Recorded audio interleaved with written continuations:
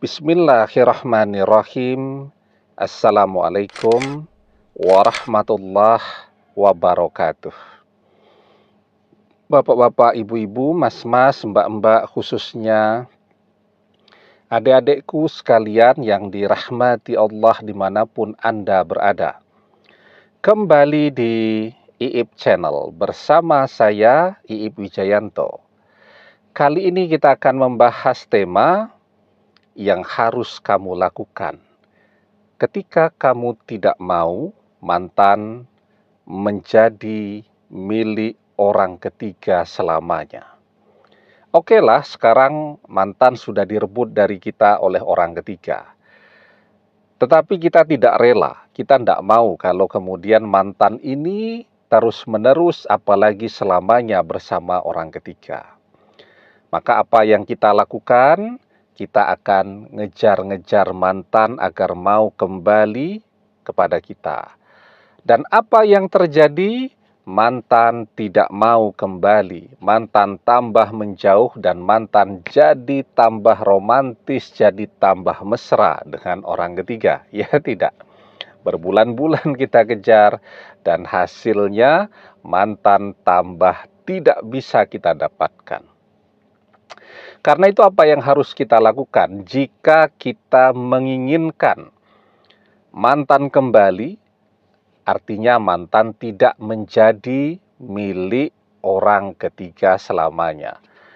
Kita bisa memahami kalau mantan misal pernah mengkhianati kita demi orang ketiga. Tapi yang paling penting dari itu, kita mau menerima mantan kembali, ya, bahkan memohon, meminta agar mantan kembali, dan kita akan melupakan semua pengkhianatan yang pernah mantan lakukan. Tapi tentu caranya tidak dengan ngejar-ngejar. Ada mungkin begitu banyak orang yang selama berbulan-bulan ini sudah ngejar-ngejar mantannya untuk bisa kembali, mantannya sudah bersama orang ketiga, dan mantannya tidak pernah bisa dia dapatkan, bahkan karena dia ngejar-ngejar itu membuat mantannya jadi tambah akrab, jadi tambah mesra dengan orang ketiga. Nah, sekarang apa yang bisa kita lakukan? Yang pasti yang pertama, tidak ngejar-ngejar mantan karena itu sia-sia. Ya, bukannya mantan menjadi bersimpati dengan kita, justru mantan menjadi semakin jengkel, merasa kebahagiaannya terganggu, dan seterusnya. Nah, jadi sekarang yang harus kita lakukan adalah kalau kita tidak mau mantan itu jadi milik orang ketiga selamanya. Jadi, satu, kita harus berdoa. Itu yang paling penting dulu yang harus kita kerjakan. Kita berdoa, kita meminta kepada Allah agar mantan menjadi jodoh kita selamanya dunia akhirat. Ini penting sekali, ya. Karena apa? Karena bisa jadi perpisahan dengan mantan itu sesungguhnya adalah tanda-tanda bahwa mantan memang bukan jodoh kita. Takdir mantan memang berjodoh dengan orang ketiga. Bisa jadi perpisahan itu adalah tandanya. Nah, maka dengan kita berdoa agar mantan menjadi jodoh kita selamanya dunia akhirat, maka insya Allah Allah kabulkan doa kita dari tidak berjodoh, kita menjadi berjodoh dengan mantan. Takdir tidak bisa berubah kecuali dengan doa. La yaruddul qada'a illa du'a. Tidak ada yang bisa menolak takdir illa du'a, kecuali doa.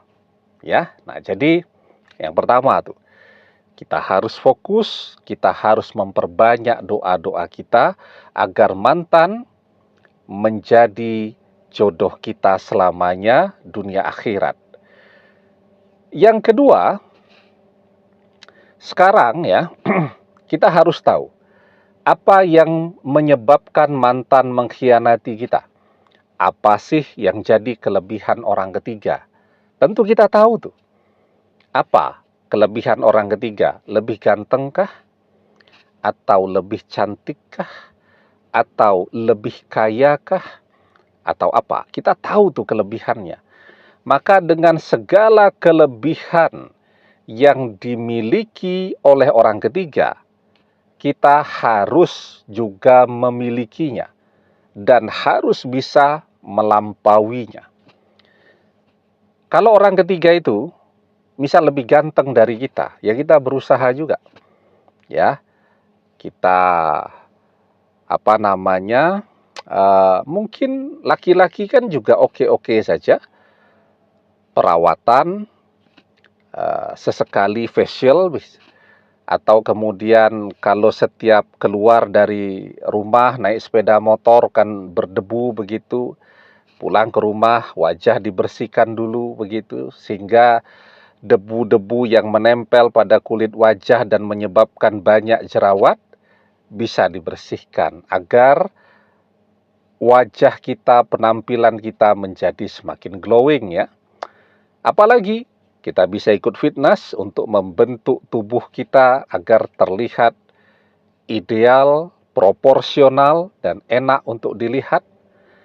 Apalagi yang bisa kita lakukan? Kita belajar tentang mode. Kalau kita menggunakan pakaian, cara berpakaian seperti apa yang terlihat menarik, ya. Nah, kemudian orang akan juga terlihat menarik kalau orang itu pintar. Nah, maka kita harus belajar tuh, ya. Orang yang pintar, enak diajak bicara, itu akan selalu terlihat sebagai pribadi yang menarik. Kemudian apalagi yang bisa dilakukan? Yang bisa dilakukan, orang akan terlihat menarik ketika dia mandiri, ya, ketika dia mapan, di dalam usia muda dia sudah mencapai kesuksesannya. Zaman sekarang ada begitu banyak anak-anak muda yang sudah sukses mandiri, dia bisa membuka lapangan kerja untuk teman-temannya, bahkan untuk orang-orang yang lebih tua dari dia. Apa yang dia lakukan? Dia bekerja dengan kreativitasnya. Dia mencoba sesuatu yang baru yang belum pernah ditekuni oleh orang lain. Maka dia berhasil mencapai suksesnya dalam usia muda. Artinya, sukses itu kan tidak harus usianya tua dulu. Anak-anak muda juga bisa sukses dalam masa kerja yang mungkin belum selama orang-orang yang jauh lebih tua dari mereka. Tetapi yang membedakan, mereka bekerja dengan kreativitas. Mereka memikirkan sesuatu yang belum pernah difikirkan oleh orang lain. Dan begitu mereka sukses, banyak tuh followernya nanti.